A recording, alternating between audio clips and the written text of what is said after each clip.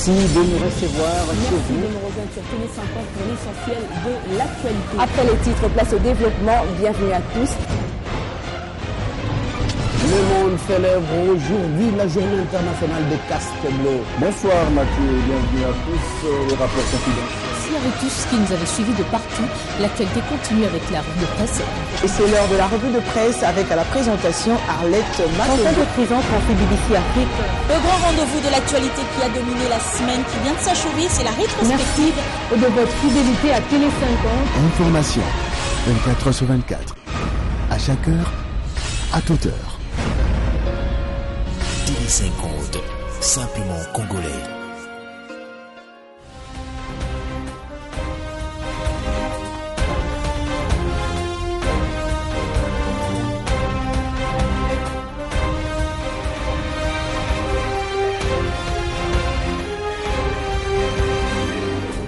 Louis Michel à Kinshasa, le député européen a rencontré ce mardi le ministre de l'Intérieur Richard Muyej. Il est venu s'informer de la situation sociopolitique et sécuritaire de la RDC. Vous le suivrez dans ce journal. Les diplomates accrédités en RDC étaient ce mardi au ministère des Affaires étrangères. Ils sont allés s'informer de la situation sécuritaire dans l'Est et des déclarations des chefs d'État lors du dernier sommet de l'Union africaine. Situation dans l'Est, la mobilisation générale ne faiblit pas. L'opération Sifflet dans tout le pays a déjà démarré au Nord Kivu. Objectif, accélérer le déploiement de la force neutre internationale à la frontière RDC-Rwanda. Et puis le Ghana sous le choc ce mardi. Le chef de l'État John Antamis, au pouvoir depuis 2009, est décédé brusquement d'une maladie à l'âge de 68 ans. L'annonce a été faite par la présidence de la République. C'est le rendez-vous de l'actualité sur Télé50. Merci de nous choisir pour vous informer. La République du Ghana en deuil. Le président John Atta Mills est décédé brusquement d'une maladie à l'âge de 68 ans. L'annonce a été faite par la présidence de la République. Le président Mills était tombé malade quelques heures auparavant, mais s'était récemment rendu aux États-Unis pour des examens médicaux qualifiés d'examens de routine. Conformément à la Constitution, le vice-président John Dramani Mahama doit assurer l'intérim alors qu'une élection présidentielle est prévue en décembre. En RDC, Louis Michel séjourne à Kinshasa. Le député européen a été reçu en audience ce mardi par le ministre de l'Intérieur Richard Muyej. Il est venu s'informer à la source de la situation sociopolitique et sécuritaire de la RDC. La réforme de la police et de l'armée ainsi que le dossier de rebelles du M23 étaient également à l'ordre du jour. Reportage. Merci de nous recevoir chez vous. Sur Télé50 pour l'essentiel de l'actualité. Après les titres, place au développement. Bienvenue à tous. Ce député européen Louis Michel est venu s'enquérir et s'informer à la source de la situation sociopolitique et sécuritaire de la RDC.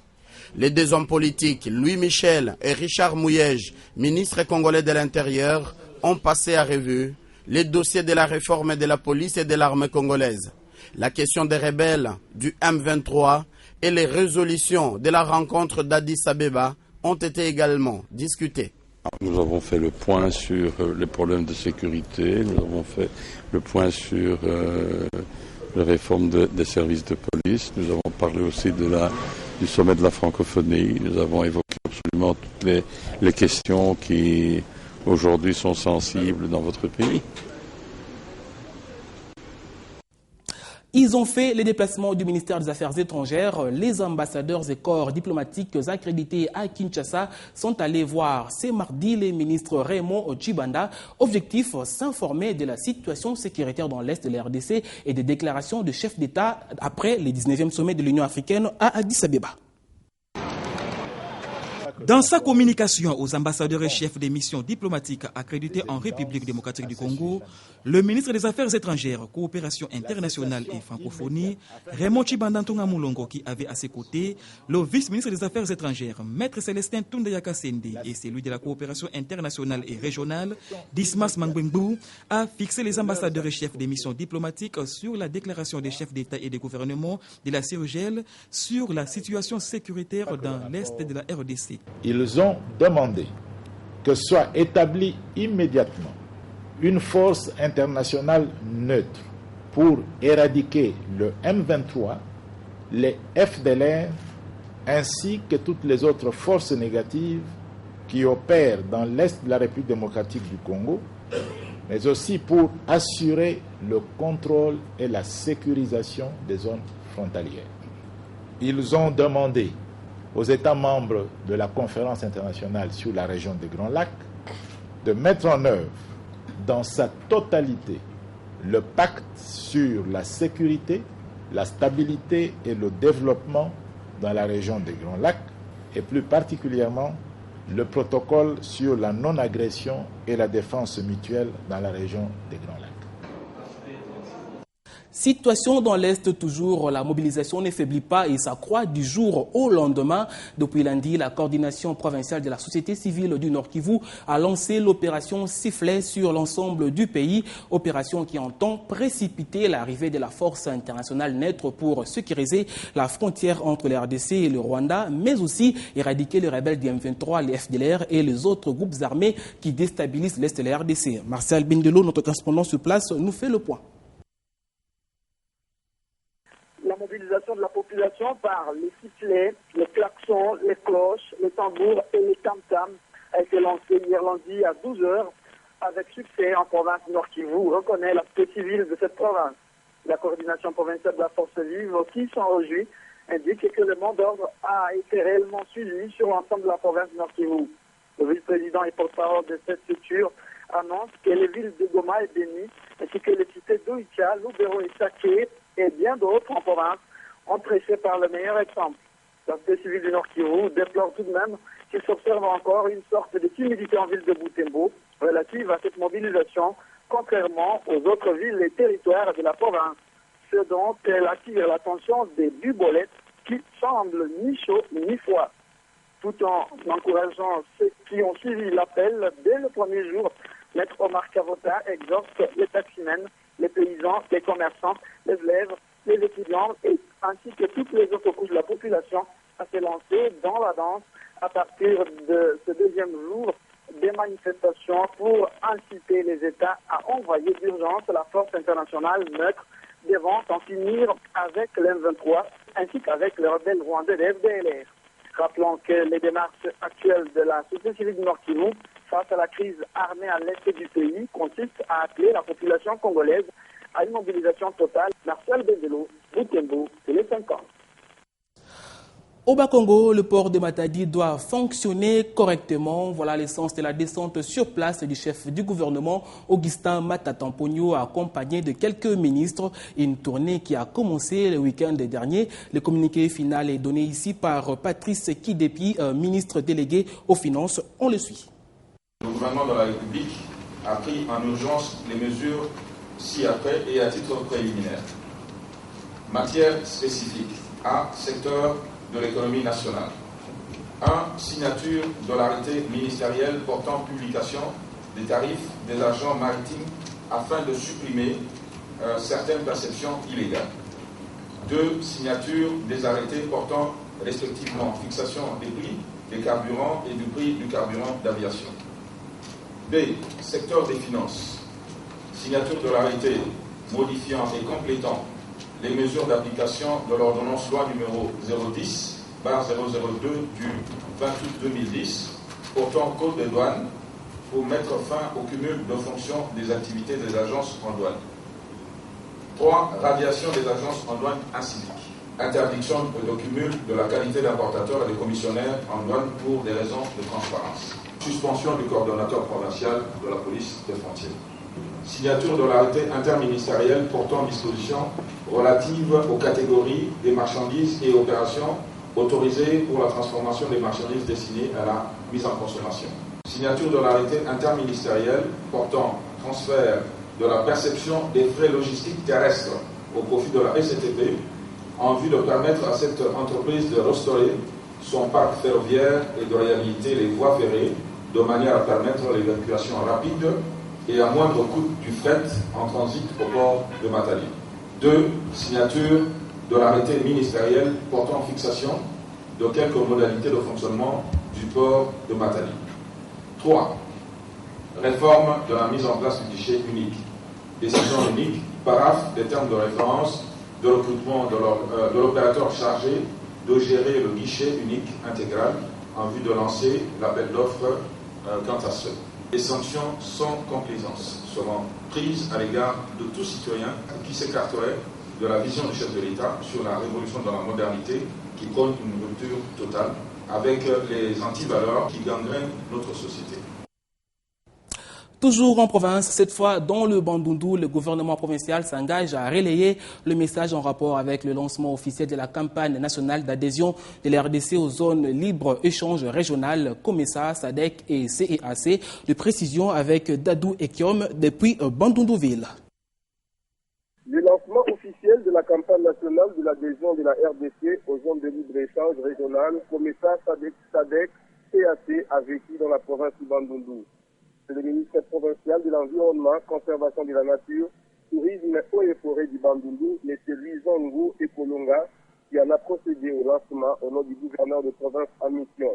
Pour ces représentants du patron de l'exécutif provincial, le gouvernement provincial du Bandundu n'aménagera aucun effort pour étendre cette information dans les coins et recoins de la province, car le développement de la province du Bandundu en dépend. C'est là, après que le conseiller du ministre national des Finances, M. Olivier Ngabou, ait intervenu et éclairé l'opinion publique sur les bénéfices de cette adhésion de la RDC aux zones de libre-échange régionales. Pour M. Olivier Ngabou, une zone de libre-échange est un espace économique dans lequel les États aient accompli un accord supprimant entre eux les barrières tarifaires ou non tarifaires. L'adhésion donc de la RDC à ces zones de libre-échange régionales est si bénéfique d'abord pour les producteurs qui désormais auront accès à un marché plus large et peuvent donc accroître leur production avec comme conséquence la création d'emplois, bénéfique aussi pour les négociants qui tireront en partie une source élargie d'approvisionnement en marchandises et bénéfique enfin pour les importateurs. Depuis la ville de Bandundu, Dadou Ekiom pour Télé50. En marge de la conférence internationale sur la région des Grands Lacs de ministre de la Justice et du Genre prévue du 25 au 28 juillet à Kinshasa, la ministre du Genre et Famille, Geneviève Inagossi, a tenu une conférence de presse ce mardi 24 juillet. Objectif, annoncer le lancement de la campagne régionale de tolérance zéro aux violences sexuelles basées sur les genres, un lancement prélude à la campagne similaire au niveau national dans tous les 11 membres pays.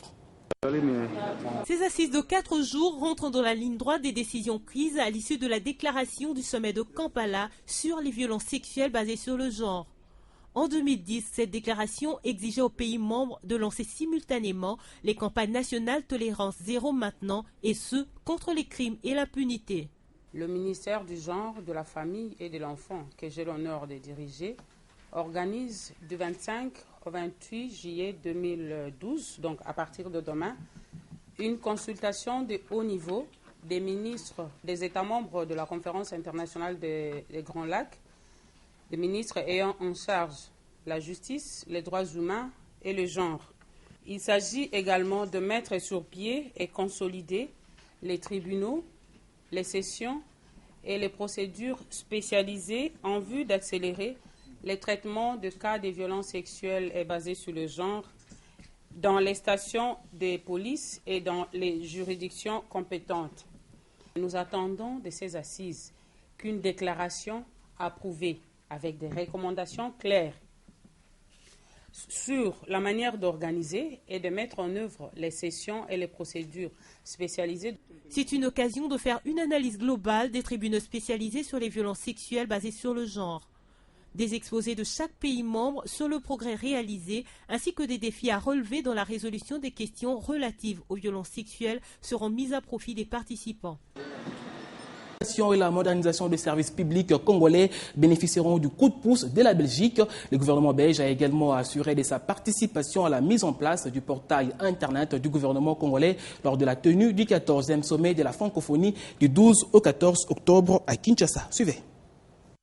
C'est un accord entre la Belgique et la République démocratique du Congo, conclu lors d'une séance de travail qui a réuni ce 24 juillet la délégation congolaise conduite par le ministre des Postes, Téléphones et Télécommunications et des Nouvelles Technologies de l'Information et de la Communication, Kinke Moulumba, et une délégation belge dirigée par le secrétaire d'État à la fonction publique et à la modernisation des services publics, Hendrik Boguet. L'accompagnement de la Belgique ne sera pas financier, par contre, il consistera à l'encadrement et à la formation des ressources humaines, a précisé le professeur Trifon Kinkemulumba. Le ministre congolais demande en outre à la Belgique d'envoyer une équipe d'encadrement au pays. Pour sa part, M. Boguet a assuré que la Belgique était prête à partager son expérience et à aider la RDC. Occasion pour le ministre Kinkemulumba de remercier la Belgique du rôle qu'elle a joué dans l'apaisement des tensions provoquées dans l'est de la RDC. Ça sera une visite d'une importance non négligeable. La ministre française chargée de la francophonie, Yamina Benguingui, sera dans nos murs ce mercredi 25 juillet. Au programme de son séjour figurent notamment des entretiens avec le chef de l'État, Joseph Kabila, ainsi que différentes personnalités politiques. Les préparatifs du 14e sommet de la francophonie qui se tiendra au mois d'octobre prochain à Kinshasa seront largement évoqués. La présence de l'envoyé spécial de François Hollande à Kinshasa marquera sans doute la fin du suspense sur sa participation ou non à ces sommets. Le gouverneur de la ville de Kinshasa, André Kimbuta, a réuni lundi dernier les différents bourgmestres de communes dans la salle culturelle du jardin zoologique de Kinshasa pour faire le point sur l'effectivité de l'opération Kin Propre lancée il y a quelques semaines dans la capitale et rappeler les mesures prises pour éviter d'accélérer cette opération. Il est au micro de Guy Chungu. Suivez. L'adage est là, la saleté tue, c'est la propreté qui soigne. Il faut toujours un rappel. Je leur ai demandé d'intensifier l'assainissement, mais il faut qu'il soit bien humanisé. On n'envoie pas les gens, vous avez bien suivi, je n'ai pas dit qu'on arrache les bassins des mamans, non. Qu'on tape sur le maman, sur le papa, non. J'ai dit pas de vente sur les emprises publiques, quand nous allons construire de marchés. Nous avons besoin de sites, il leur appartient de choisir les sites, que nous allons également construire des décharges intermédiaires dans les communes qui en manquent, pas signaler des sites pour les décharges devant les parcelles de gens, les entrées, trouver des sites qui conviennent. Donc la poursuite de l'assainissement. Le point suivant, c'était les autorisations de bâtir. Nous souffrons de cette urbanisation qui est chaotique. Alors il ne faut pas continuer à croiser les bras, il faut trouver une solution. J'ai demandé aux bourgmestres ils ne sont pas habilités à autoriser les autos déjà à bâtir, donc ils ne peuvent pas accorder une autorisation de bâtir. Il y a une commission qui est mise sur pied, c'est à la commission de donner l'avis favorable et il y a une autorité habilitée à signer ces autorisations de bâtir. Il n'appartient qu'au ministre qui a dans ses attributions l'urbanisme à pouvoir signer ces autorisations de bâtir. Fiscalité dans ce journal, le paiement du premier acompte provisionnel de l'impôt sur le bénéfice et profit de l'exercice fiscal 2013, revenu 2012, doit intervenir le 31 juillet prochain. Le directeur urbain des impôts de la DGI a tenu à les rappeler ce mardi aux contribuables relevant de la direction des grandes entreprises et des centres des impôts de quelques villes de la RDC. Selon lui, le défaut de paiement de ces frais donnera l'application d'une majoration de 50%. Je vous propose de les suivre au micro de Blaise Manzanza. Les messages que nous, en tant que directeurs urbains des impôts, lançons aux opérateurs économiques, c'est juste de les inviter à venir s'acquitter de leurs devoirs qui consistent à payer cet impôt.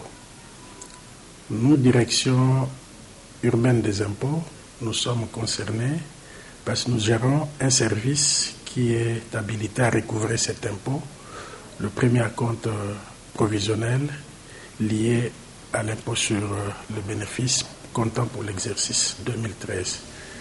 Nous voulons lancer un message pour inviter les opérateurs économiques concernés par cet impôt à venir s'acquitter de leurs devoirs pour éviter les désagréments liés à la loi. Nous appelons chaque contribuable concerné par cet impôt à prendre ses responsabilités, à comprendre qu'il a un devoir civique à remplir. Chaque contribuable est invité à venir payer ses impôts. Ça, c'est de manière générale, mais particulièrement à cet acompte provisionnel, nous insistons pour que les opérateurs économiques concernés ne puissent pas se permettre de ne pas payer cet acompte. Nous voudrions demander aux opérateurs économiques de ne pas attendre les derniers jours. Et en sport, tournoi Sekafa Cup, l'ASV Club de Kinshasa sera au dernier carré de la compétition. Les représentants congolais s'est qualifié en demi-finale en écartant ce mardi le club burundais de l'Atlético Olympique par la marque de 2-1. Le vert et noir de Kinshasa ont arraché leur qualification dans les arrêts de jeu. Valdo Simoyamba. C'est au bout du suspense que l'ASV Club de Kinshasa a obtenu ce mardi sa qualification en demi-finale de ce tournoi de football. Quoique les Dauphins Noirs aient ouvert le score en premier de la 7e minute, profitant de cette erreur défensive d'Atlético, Tadi Etekama, qui a suivi l'action, n'a plus qu'à loger les cuirs au fond. Le club réussit dès l'entame son entrée dans ces matchs. Une entrée réussie qui tourne très vite à la quasi-domination burundaise. Côté congolais, il faut, dans les perches de l'ASV Club, un Nelson Lukong vigilant pour préserver le score d'un but partout jusqu'au terme des 45 premières minutes. Un score qui donne de la voix à ces petits publics des Dauphins Noirs présents en Tanzanie. Dès le retour des vestiaires, Atlético Olympique assiège le grand rectangle des Dauphins Noirs. Une pression qui finit par payer à la 48e minute. Ces centres déviés en pleine surface de réparation de l'ASV Club et repris par Pierre Kwizera. Sans esquisser les moindres gestes, Lukong constate les dégâts. Les Burundais reviennent au score 3 minutes seulement après les citrons. Les Burundais viennent de revenir au score sur une super... Côté V Club, Médard Lousadissou fait recours à son banc et monte sur les terrains. Chimanga et Jérémy Bassilois en lieu et place des Fongang et Ngoudikama. Un coaching qui fera les bonheurs des Dauphins Noirs alors que l'on joue déjà la dernière minute du temps additionnel. Sur cette ultime rentrée des touches, montée à la place de Diego Mutombo, Niemba Walbi trouve Jérémy Bassilois qui tue le suspense avec ce deuxième but qui qualifie son équipe en demi-finale de ce tournoi de football. C'est bon temps par Bassilois, 2-1 en faveur de V Club. Et en demi-finale, l'ASV Club affrontera Azem qui a éliminé Simba de la Tanzanie par le score de 3-1. Voilà tout pour ce journal. Merci à vous de l'avoir suivi. Juste après, c'est la revue de presse.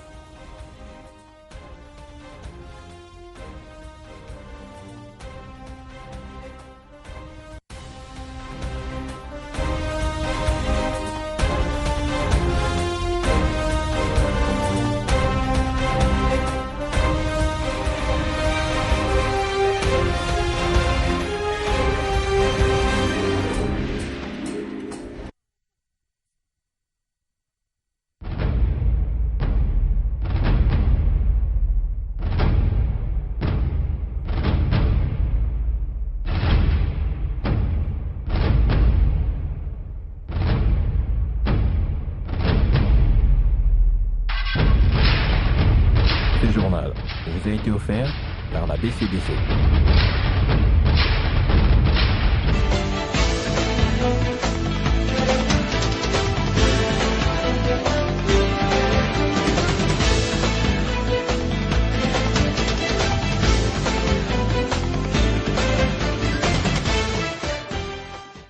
La lecture de la presse locale et le tour du net seront faites comme tous les mardis par Eric Lukoki. Bienvenue. Merci Freddy. Alors, on va commencer avec ce branle-bas général au sein des entreprises publiques et il semble que des têtes vont tomber. C'est du moins Freddy ce que laisse entendre le journal La Prospérité qui renseigne que des audits en série sont diligentés dans 23 entreprises du secteur étatique récemment transformées en sociétés commerciales et établissements publics.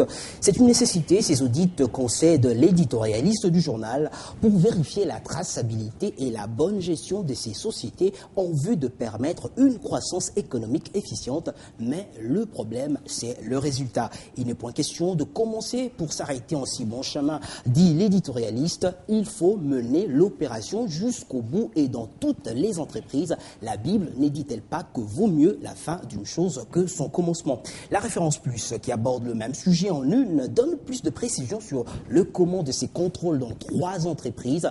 À la RVA, Régie de voies aériennes, il portera sur la gestion de fonds générés par le GOPAS, une taxe prélevée sur le vol nationaux et internationaux. Chez Cohydro, l'audit visera l'utilisation de dividendes versés par plusieurs sociétés pétrolières et au lac ligne aérienne congolaise. L'enquête portera sur la vente irrégulière d'un terrain à Kinshasa. Le journal conclut au cas où de failles graves s'avéreraient vraies, a prévenu le ministre Justin Kalumba.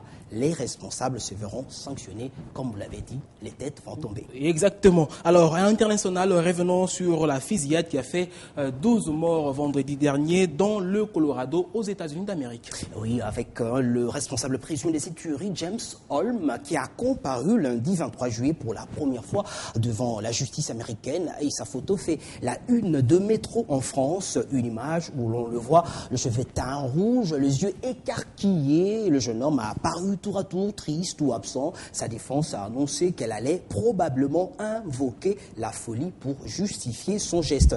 Libération continue, la description de l'étrange personnage qui a peut-être Freddy agi sous le coup de la folie plutôt. Les yeux dans le vide, les paupières lourdes, le visage fatigué. James Holmes avait presque l'air drogué lors de sa première comparution.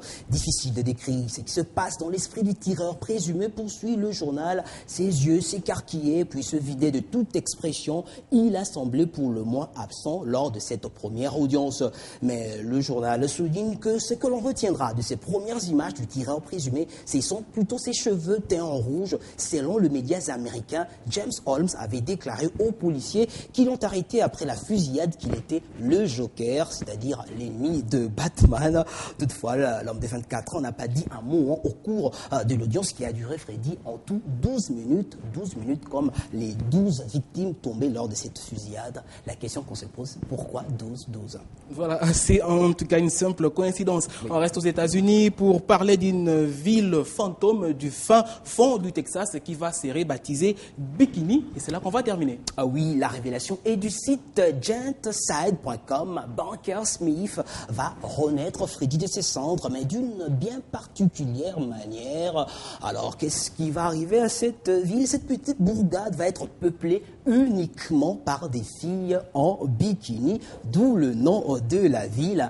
Alors, drôle d'idée, diriez-vous? Pas tant que ça. Ça pourrait, Freddy, rapporter gros à Doug Euler, l'entrepreneur qui a racheté cette ville abandonnée et puis délaissée, devenue avec le temps l'ombre d'elle-même. Il compte faire de grandes affaires, et il faut dire qu'il ne sera pas à sa première. Il a déjà un restaurant où le service n'est assuré que par des filles en bikini. Ne sifflez pas dans le maison, mais si vous voulez l'adresse, moi, référez-vous à Freddy, je lui donne juste après la revue de presse. Ça donnera envie à certains d'y aller. Absolument. Merci Eric Lukoki pour votre revue de presse. Merci à vous. Merci de suivre la suite de l'info sur télé50.com. Le prochain rendez-vous avec l'actualité, c'est dans 1 heure. À très bientôt.